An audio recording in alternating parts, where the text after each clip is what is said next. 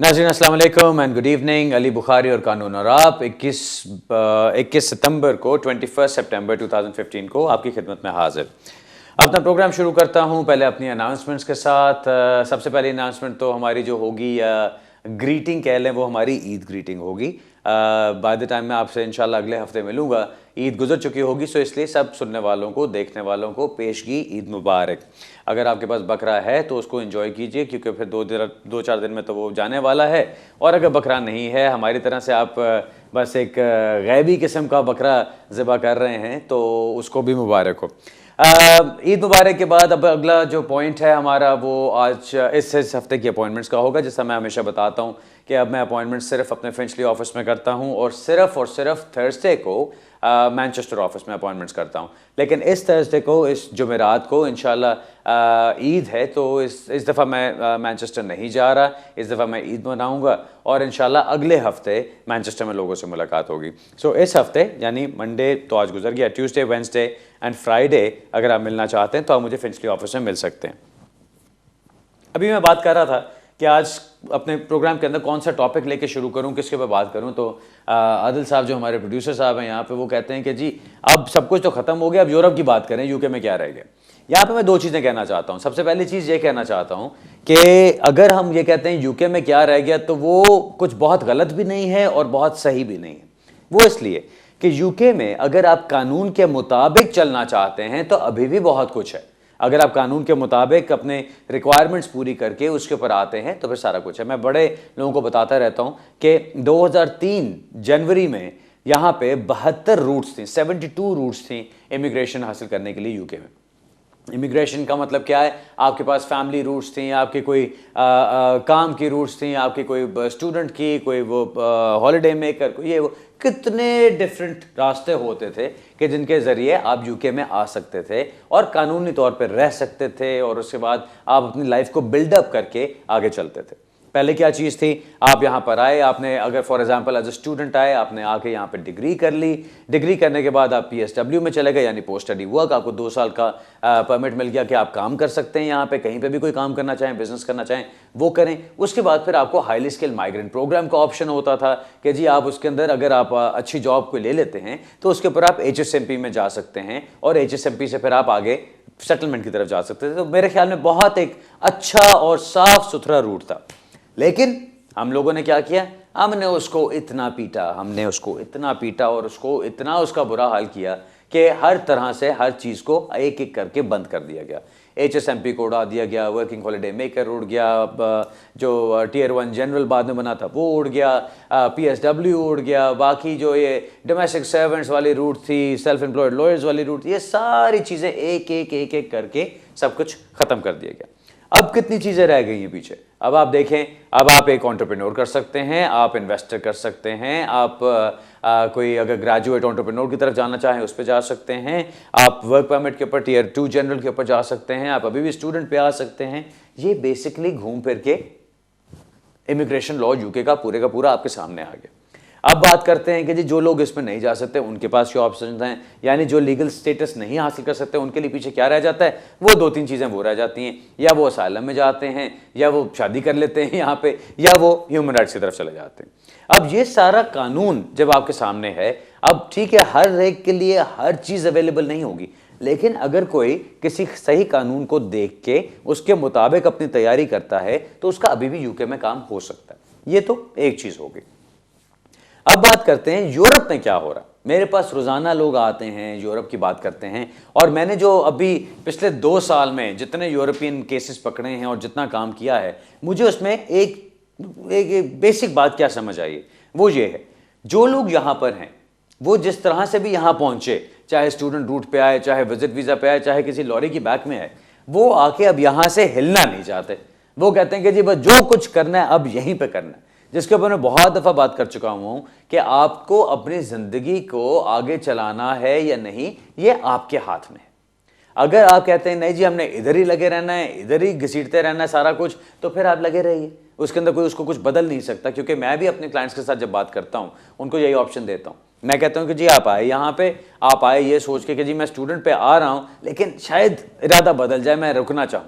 शायद क्या, यकीनन लोगों के इरादे बदल जाते हैं और वो लोग यही सोचते हैं कि अच्छा जी अब आगे क्या, सेटलमेंट के लिए क्या रास्ता निकाला जाए। अब वो रास्ते तमाम उन्होंने कट कर दिए हैं, बंद कर दिए हैं। सो अब आप क्या करते हैं, आप स्टूडेंट आए थे, आपका स्टेटस खत्म हो रहा है या आपको कर्टेलमेंट लेटर आ गया 60 दिन का, बजाय इसके कि आप वापस जाएं, आप ओवरस्टे हो जाते हैं या आप किसी लल्लू पंजू वकील के हाथ चढ़ जाते हैं जो आपको फिर पैसे बनाने में लग जाता है आपके ऊपर, कि वो आपके लिए कोई ना कोई उल्टी सीधी एप्लीकेशंस डालेंगे जिनका कोई खास जवाब नहीं होता, जिनके अंदर कोई सक्सेस रेट नहीं होता या सक्सेस हो भी नहीं सकती। मेरे खुद ऐसे क्लाइंट्स आते हैं जिनको मैं बताता हूं कि जी ये एप्लीकेशन आपकी कामयाब नहीं होगी। मैं आपको पहले बता रहा हूं कि आज ही आप एप्लीकेशन डालें, आज से 2 और ढाई महीने के दरमियान बायोमेट्रिक्स होने के बाद आपकी एप्लीकेशन रिफ्यूज हो जाएगी। फिर भी लोग कहते हैं नहीं जी मैंने तो यही करना है, आप ये करें एप्लीकेशन, उसके बाद मुझे यहीं पे सिस्टम में रखें, कुछ ना कुछ चलाते रहें। तो फिर आप क्लाइंट्स की इंस्ट्रक्शंस के मुताबिक ही चलते हैं। अब एक बंदा जो यहां पर आके ओवरस्टे होने लगा है, उसको आप क्या ऑप्शंस देंगे? भाई ये ना कि अगर आपका काम नहीं हो सकता तो आप वापस चले जाइए, लेकिन लोग कहते हैं वापस नहीं जाना। अब जब आप वापस भी नहीं जाते, आप यहां पे रुक के उल्टी सीधी एप्लीकेशंस डालेंगे तो फिर तो आपके रिफ्यूजल्स पे रिफ्यूजल्स ही आएंगे, फिर लोग परेशान होते हैं। अब उनके ऊपर सख्ती क्या हो रही है, इमिग्रेशन की तरफ से, कैपिटा की तरफ से, ये जो अभी थ्रेट लेटर्स आए हैं उनकी तरफ से, हर तरफ से pressure pressure pressure. Licence cancel कर दो, इनके रेंटल्स बंद कर दो ताकि इनके लैंडलॉर्ड्स इनको फाइन करना या लैंडलॉर्ड्स को फाइन करना शुरू कर दो कि इनको कोई रखे ही ना वहां पे, काम करना अलाउड नहीं है, काम कर रहे हैं तो उनके पैसे छीन लिए जाएं जो इनके काम से इन्होंने गैर कानूनी काम करके कमाए। ये सारी सख्तियां इसलिए कि आपको यहां से डरा धमका के निकाला जाए, क्योंकि अभी यूके एक बहुत लुक्रेटिव जगह है, बहुत अट्रैक्टिव जगह है अभी तक लोगों के दिमाग में कि जी यहां पे चले जाओ तो सोने, मट्टी को हाथ लगाओगे सोना बन जाएगी।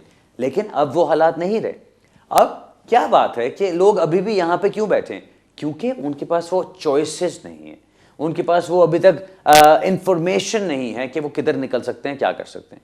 जब हम यूरोप की बात करते हैं तो यूरोप में ये चॉइसेस आपको अवेलेबल हैं। अब अगेन मेरे एक्सपीरियंस में मैंने क्या देखा है, एक खान साहब आएंगे तो खान साहब ने कहना कि जी मेरा फलाना दोस्त है वो भी वहां पे इटली में है, मैंने वहां जाना है, इमिग्रेशन खुल गई है। अब पता नहीं है इमिग्रेशन खुल गई का क्या मतलब होता है, बट एनीवे वो कहते हैं कि जी वहां पे इमिग्रेशन खुल गई है, या पोर्चुगल में सुना जी इमिग्रेशन खुल गई है। कहीं पे कुछ खुलता नहीं है। होता क्या है, कानून हर मुल्क में मौजूद है। जब आपके बहुत सारे देसी एक जगह पे घुस जाते हैं और वो जाके एक ही काम करना शुरू कर देते हैं और उनमें से कुछ कामयाब हो जाते हैं, तो बाहर अफवाह जो निकलती है, खबर निकलती है वो ये कि जी इमिग्रेशन खुल गई है। खुलता कुछ भी नहीं है। जिस तरह मैंने बताया हर मुल्क का कानून मौजूद है। यूरोप के अंदर 29 कंट्रीज हैं। आप उन सारी कंट्रीज के तमाम कवानीन के अंदर जाके कोई ना कोई अपनी सूटेबल एप्लीकेशन कर सकते हैं। मसला क्या है, आप जब यहां पे ओवरस्टे हो गए या आपके पास यहां पे कोई स्टेटस शुरू से नहीं था या आपके पास कोई कर्टेलमेंट आ गई, आप अब यहां से बैठ के दूसरी कंट्री में जाने की एप्लीकेशन नहीं कर सकते। अब ये एक लिमिटेशन है जिसके ऊपर मैं अभी तक देखता हूं कि हजारहा लोग ऐसे हैं जिनको बड़े अच्छे ऑप्शंस यूरोप में मिल सकते हैं, जो जाके काम भी कर सकते हैं, जो जाके अपनी फैमिलीज को स्पॉन्सर भी कर सकते हैं, पैसे भी बना सकते हैं, अपने बिजनेसेस भी सेटअप कर सकते हैं, लेकिन वो नहीं करते। क्यों?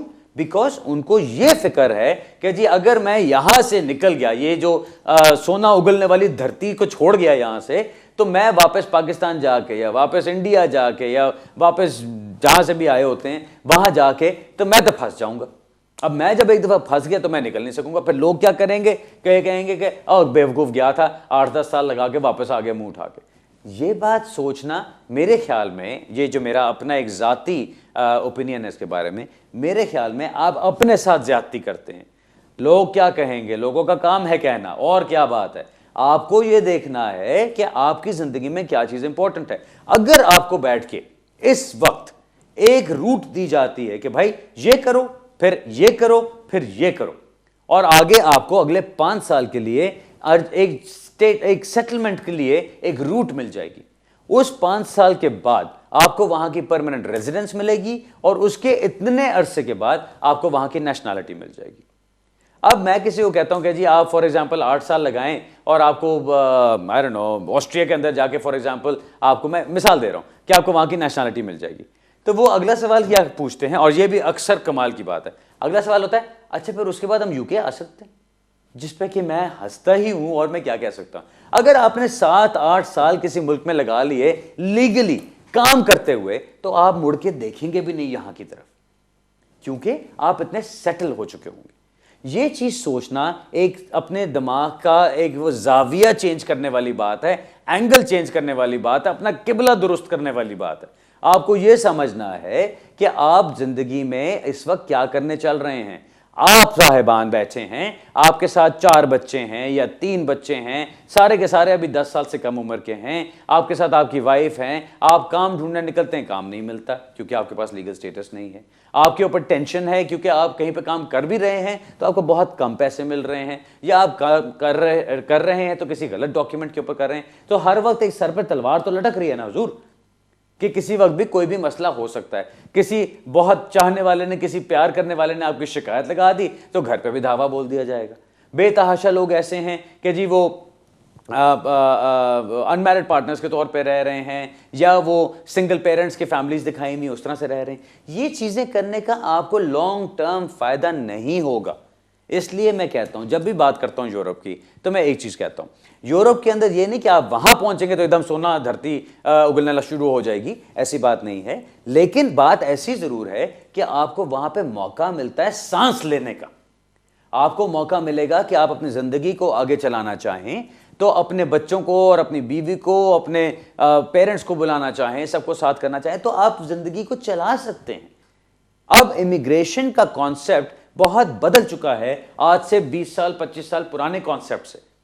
उस वक्त क्या होता था कि जी बीवी बच्चों को पार्क किया अपने घर पे, अपनी ज़मीन के ऊपर, वो खेती बाड़ी कर रहे हैं या जो कुछ भी कर रहे हैं, एक अकेला बंदा निकल के चल पड़ा बाहर। अब वो जाके बाहर उल्टे सीधे पुठे सीधे काम कर रहा है, बेचारा 2-2 पाउंड एन आवर पे काम कर रहा है, और जो पैसे जमा कर सकता है वो वापस भेजता जा रहा है, और उस तरह से वो अपनी फैमिली को लुक आफ्टर करने की कोशिश कर रहा है। अभी भी मेरा ख्याल है बहुत सारे लोग ऐसा करते हैं। लेकिन अगर ऐसा आपको ऑप्शन मिल जाए कि भाई आपने जब जाना है तो वो जो बच्चों को आप छोड़ के चले जाते हैं, जो कि छोटे छोटे से अभी चलना भी नहीं उनको आता, और उनको छोड़ के चले जाते हैं, और कल को उनकी शादियां हो रही होती हैं और आपने उनको देखा ही नहीं होता, वो तो ज्यादती है ना। अगर उसकी बजाय आपको ऑप्शन ये दिया जाता है कि भाई जिधर जाना है इकट्ठे जाओ, जहां जाना है इकट्ठे रहो, जो कुछ सीखना है समझना है इकट्ठे चलाओ। अभी हमारे एक पटेल साहब हैं, वो गए हैं बल्गेरिया। अब पटेल साहब ने जाके वहां पे लैंग्वेज क्लासेस ज्वाइन कर ली हैं, उनका काम भी चलना शुरू हो गया है, पटेल साहब के वीजे भी सॉर्ट आउट हो रहे हैं, उनकी फैमिली का डिपेंडेंसी भी, और हर चीज चल रही। अब अगर आप ये कह दो कि नहीं जी मैंने तो कुछ ट्राई ही नहीं करना, तो फिर कैसे बात बनेगी। अब इन्होंने भी जाके इंडिया से वीजा लगवाया, कोई मसला नहीं हुआ, वीजा भी हो गया, आराम से पहुंच भी गए, सब कुछ चल भी रहा है। अब आगे जो चीजें सेटअप करनी है अब वो भी सेटअप होंगी। अगले 5 साल के अंदर आराम से खुशी से वो वहां का स्टेटस लेके, नेशनैलिटी लेके वापस आ सकते हैं। यूके भी आना चाहे तो आ सकते हैं, कहीं और यूरोप में जाना चाहे जा सकते हैं, इंडिया वापस जाना चाहे जा सकते हैं। ऑप्शन जो खुल गए उनके लिए। मसला हमारा कहां पे बन जाता है, जब वो हमने एक मेंटल ब्लॉक बना लिया कि जी यहां से हिलना नहीं है, क्योंकि ये छोड़ा तो बस ये सब कुछ खत्म हो जाएगा। ऐसी बात नहीं है। अब दुनिया के अंदर हर चीज बदल गई है, हर कम्युनिकेशन बदल गई। मुझसे लोग पूछते हैं जी मैं वापस पाकिस्तान चला जाऊंगा तो मैं आपसे बात कैसे करूंगा। भाई ये व्हाट्सएप को देखो, ये जो बाकी सारी चीज़ें हैं, ये MSN को देखो, या ये मैसेंजर उसके ऊपर फेसबुक के ऊपर भी आप कॉल्स कर सकते हो, हर जगह पे कर सकते हो। आपका स्काइप का चलता है, हर जगह आप बड़े आराम से अपने वकील के साथ फेस टू फेस बात कर सकते हैं। अगर आपने फ़ोन करना है, मैसेजेस करने हैं, फ्री कर सकते हैं। कॉल्स अब बहुत सस्ती हो चुकी हैं, वो आप फ्री कर सकते हैं। ये सब कुछ मैं इन्फॉर्मेशन, ये सारी जो आज बातचीत कर रहा हूँ, सिर्फ इसलिए कर रहा हूँ कि वो लोग जो अभी तक यूरोप से घबराते हैं सिर्फ इस वजह से कि जी वापस जाना पड़ेगा और फिर आना पड़ेगा, वो बात आपके लिए अच्छी नहीं है कि आप सिर्फ इस चीज़ पर डरते रहें। दूसरी बात क्या मैंने देखी अपने पिछले 2 साल में जो मैं यूरोप का काम कर रहा हूँ, कि जी वहाँ पे वो कहते हैं कि जी वहाँ के तो लोग इधर आ रहे हैं तो हम उधर कैसे चले जाएं। भाई वहाँ के लोग इधर आ रहे हैं, कई लोग ऐसे भी हैं कि जो उठ के इधर आ जाते हैं जिनको कुछ उधर नहीं मिल रहा होता, या कुछ कर नहीं सकते या करना नहीं चाहते। आपके लिए ये रिस्ट्रिक्शन तो नहीं है। जिस बंदे ने अपनी जिंदगी बनानी है वो कहीं पे भी जाके अपनी जिंदगी बना सकता है। मेरा ख्याल है अब आज के लिए मेरा इतना लेक्चर काफ़ी है। अब हम पहली ब्रेक पे चल रहे हैं, ब्रेक से वापस आते हैं और उसके बाद फिर हम अपना सवाल जवाब का सिलसिला शुरू करेंगे। मिलते हैं थोड़ी सी देर में।